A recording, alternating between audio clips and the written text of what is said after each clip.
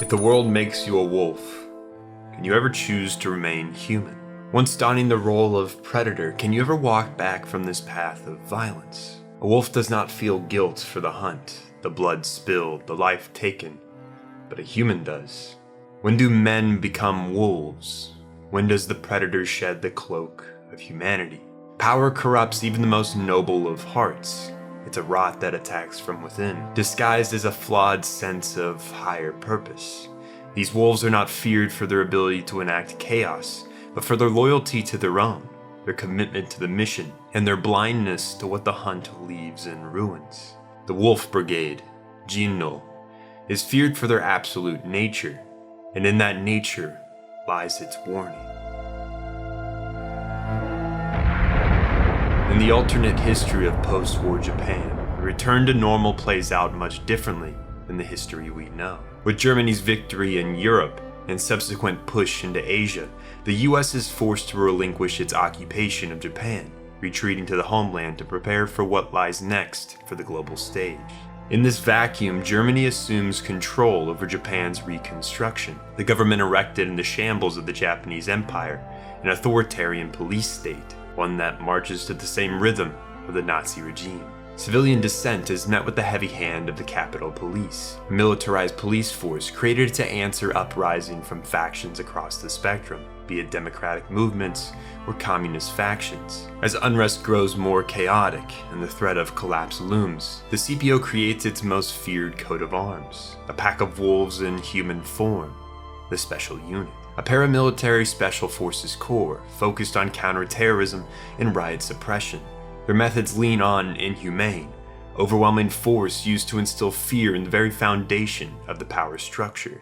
Questioning the government is met with the heavy lead of MG-42s, spat from the hands of red-eyed predators who have long since shed any trace of humanity. They are effective at their job, though deeply controversial. It's uncertain whether their presence truly preserves order or merely purges dissenting thought.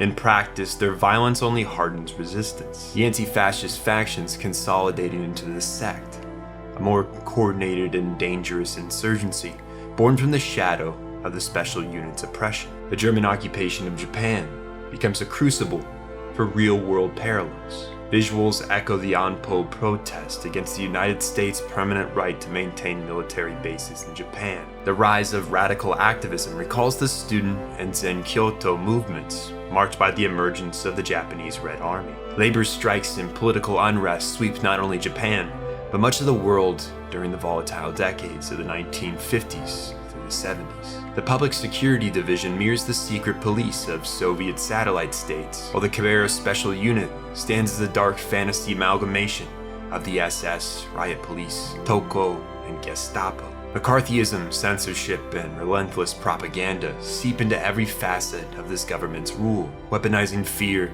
and applying constant pressure to conform, obey, and silence independent thought. The world becomes a series of fenced pastures, and we civilians, sheep led not by shepherds, but by wolves, ready to pounce on those who stray for the pack. Civil disobedience expressed through violence threatens both public order and personal safety, yet answering violence with more violence only salts the nation's wounds. Riots become war zones. Disobedience becomes an act of war against the state. Diplomacy fades when humanity regresses to this bastardized form.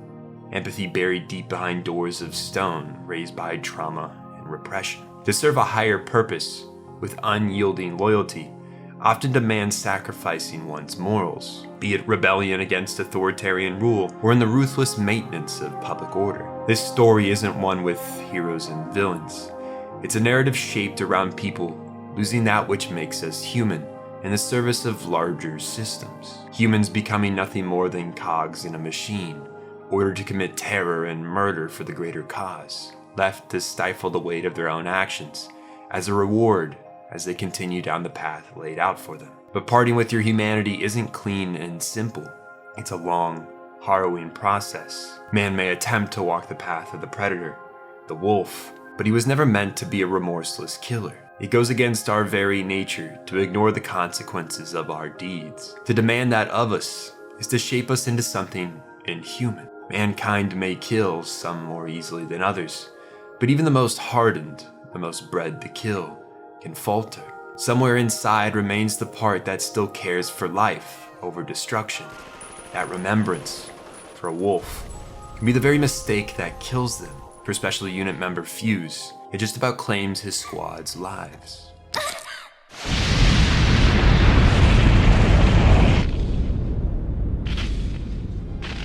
In the lives of wolves, hesitation to kill even the most innocent-looking prey can be a fatal mistake.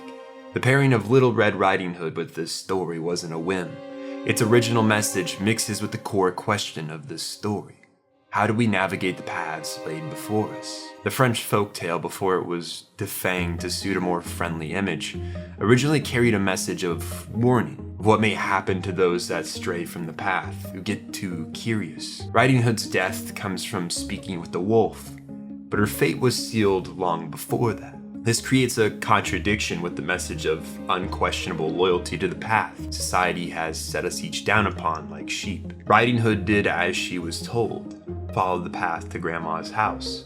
Her only mistake was speaking to the wolf disguised as an innocent passerby. Her true downfall was the failure of critical thinking, of surrendering individual thoughts by following orders without question. Blind compliance doesn't create beings who can adapt or sense danger. It produces sheep for the wolves' game. Some become part of the system, removing the cogs that rust. Others serve their duty to the machine, unquestioning the wolves in power, until they eventually grow too old to function. When you're raised to never question authority, you become vulnerable to predators. So it's no surprise those predators would want a story promoting compliance passed down through generations. Riding Hood is our symbol of innocence, sharing the title with the women chosen to deliver bombs to the Democratic extremist faction. They are less suspicious and more likely to awaken the buried humanity within soldiers. They become the perfect trigger for hesitation, and this plays out like clockwork with Fuse, exposing the critical chink in the otherwise flawless armor of the Special Unit. Though these soldiers may describe themselves as wolves, deep within, the humans still exist. That is their weakness.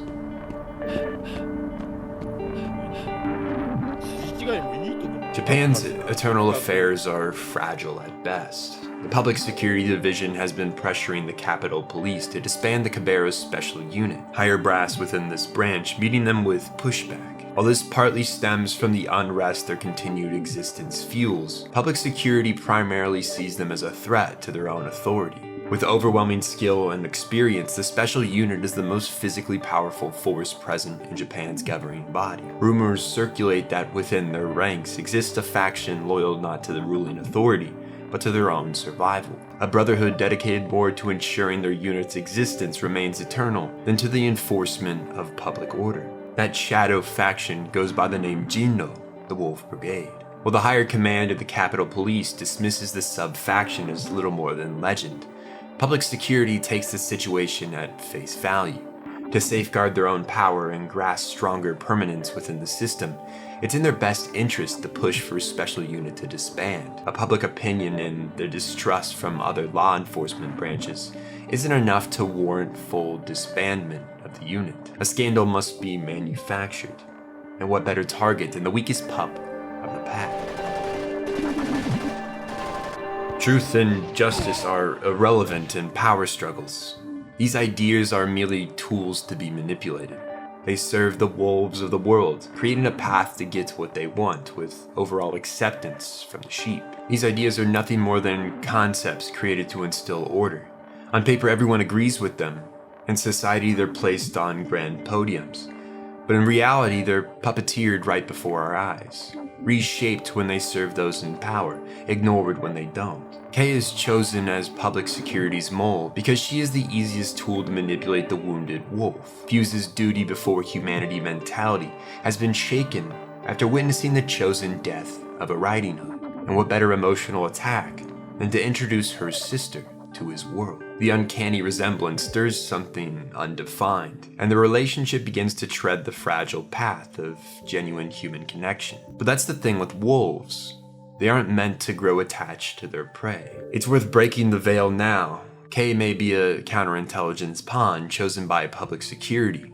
her life forfeit due to her contributions and ties to the sect, a high crime against the government. But Fuse too is not just a simple soldier. He's a member of the shadow faction Jin-Roh. He is just as much bait for public security as K is for the special unit. This game of cat and mouse makes the relationship all the more fraught and complicated. What plays out is the beginning of a genuine relationship, one built on the tension between absolute obedience to one's role in the greater system and human connection. It underscores a painful truth. Even connection struggles to overcome the iron grip of oppressive systems. The paths they walk are not just personal choices. They are dictated by power far beyond their control, designed to enforce loyalty and suppress individuality. This tragedy isn't just about two people. It's a warning. When society demands absolute obedience, it erodes the very humanity that might resist control. It shows how systems don't just shape actions, they shape hearts and minds, cutting off the possibility of escape or change. Is what they build enough to abandon the paths they both have been set down upon by higher powers within the man-made systems? The answer, inevitably, is no. K calls Fuse to the trap set by public security, created in hope to frame the special unit and the scandal, a romance between soldier and sect terrorist. They expected Fuse would catch on to their game, but they hadn't anticipated just how many steps ahead he would be. He had played along with the budding relationship, walked down the path they wanted, but he was never truly theirs to lead. His leash belonged to his pack, to Jin-Roh. Even the feelings towards K could never outweigh that loyalty. Fuse carries the toll of his loyalty to Jin-Roh like a chain, binding him to a cause that demands sacrifice and silence of individual desire. Yet within him stirs a flicker of humanity not yet smothered. He wrestles with this quiet part of himself, the part that remembers empathy, hesitation, and doubt. Each moment shows cracks within the armor of duty, threatening to unravel the carefully constructed identity he's built around his true self to survive. But the path of the predator leaves little room for weakness. To embrace that humanity is to risk everything, not just for himself, but for the entire pack. Entering the sewers, the tracking chip K had hid is exposed. The pack no longer feigns ignorance of public security's master plan. The wolf sheds the sheep's clothing. Fuse dons the wolf's pelt of cold steel and iron. As he attaches the mask over his face, the man behind the blood-red eyes recedes, replaced by the predator he was bred to become. No hesitation, no emotion, calm footsteps towards the target.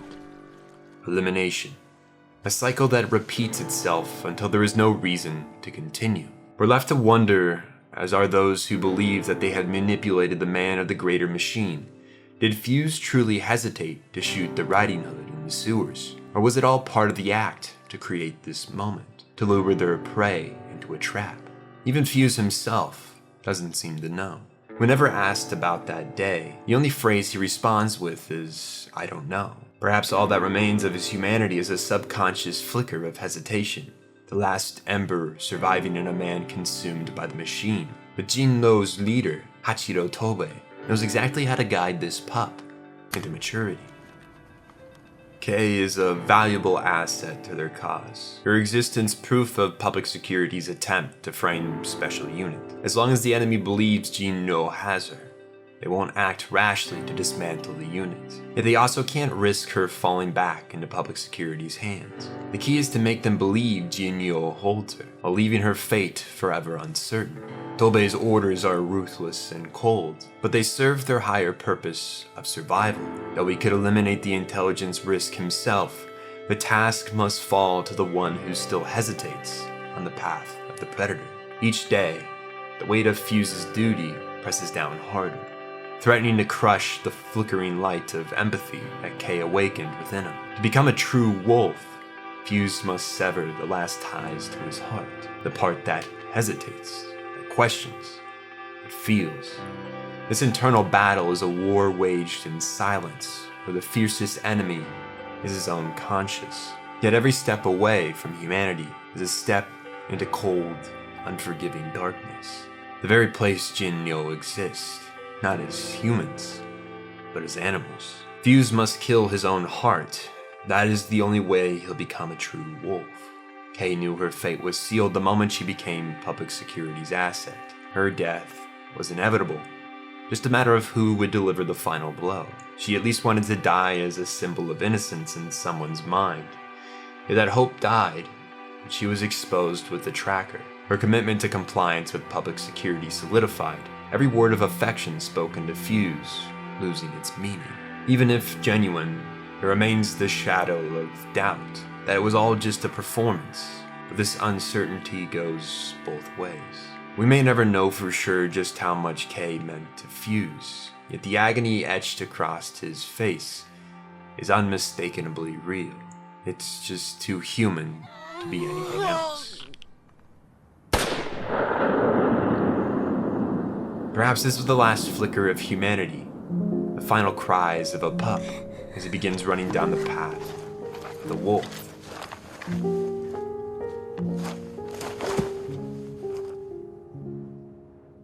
Red Riding Hood was meant to teach children the dangers of straying from the path laid out by parental and power figures. But blind obedience breeds weak minds, and weak minds cannot think for themselves. Those who never question are far more likely to be swept into storms of mindless devotion, whether in service to the state or in rebellion against it. The act of walking without thought turns soldiers into wolves and innocents into terrorists. But in this motif, Red Riding Hood is not pure.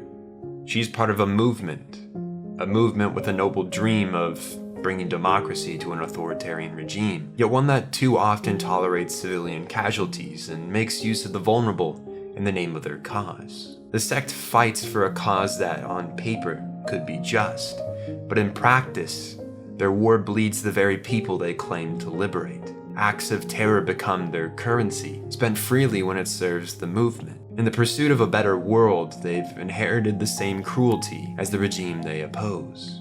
The Capitol Police, sworn to protect the public and uphold order, live in contradiction to their very mandate. It's no accident the sect still breathes. Its survival guarantees the Capitol Police's own. So long as the specter of terrorism stalks the streets, their division will never starve for funding or relevance. This is true as well for the special unit. Without domestic acts of terror, what justification would there be for a paramilitary police force? They may call themselves wolves, but they're smarter than ones. They know not to overhunt their food. They leave just enough so that their reserves never dwindle. The system has failed its people, as have the factions that stand up to oppression. Humanity, in truth, has failed itself. Those in power spend more energy preserving their thrones than repairing the nation or aiding its citizens. The system rewards those that lack humanity and shapes people with molds so that they serve a given purpose. They ask of their soldiers to kill, nothing more, and in doing so they may have created a band of wolves, of brothers loyal to one another, but not to any cause beyond survival. It isn't as if they have any interest in toppling the regime. They simply go on living as they are, until the day the system turns on them, hunts them, and puts them down like dogs. The Jin-Roh are simple creatures, and that is their downfall. There are no heroes here, no revolutionaries, only lost men who surrendered their humanity as ordered. They walked the path laid before them, without question, paying the toll of passage with their souls. Jin-Roh becomes the answer to the contradictions of Riding Hood's tale. If you follow life's road, never pondering where it might lead, you will wake to find it's far too late to turn back. Authority is not your guardian. It is your warden. Those in power may only care for the preservation of their throne. Some in those seats will sacrifice as many of us as necessary to keep their hands clenched tight around it. The system doesn't need to kill the human in you to prevent change. It only needs to bury it deep enough that it stops mattering. The moment you stop caring for your fellow neighbor, the moment their suffering becomes an acceptable cost, it's too late. They've already divided you against the very people who should have been your closest allies. To this day, the fairy tale is still being told, perhaps because we keep hoping the ending will change, that the wolf will spare the girl, that he'll choose something greater than the easy path, greater than the role carved for him by the system. But wolves don't leave the path. In a world ruled by them, innocence and humanity die, either by adaptation or erasure. Being human is hard. It hurts, but it also allows us to feel good, feel whole. Without our humanity, life rings hollow. Without connection, the world becomes gray and empty. Yet we still have a choice to defy those who intend to divide us, that use superficial differences to drive wedges between us. While there are those in power who may try to convince us we are more different than alike, their words collapse under the weight of lived experience.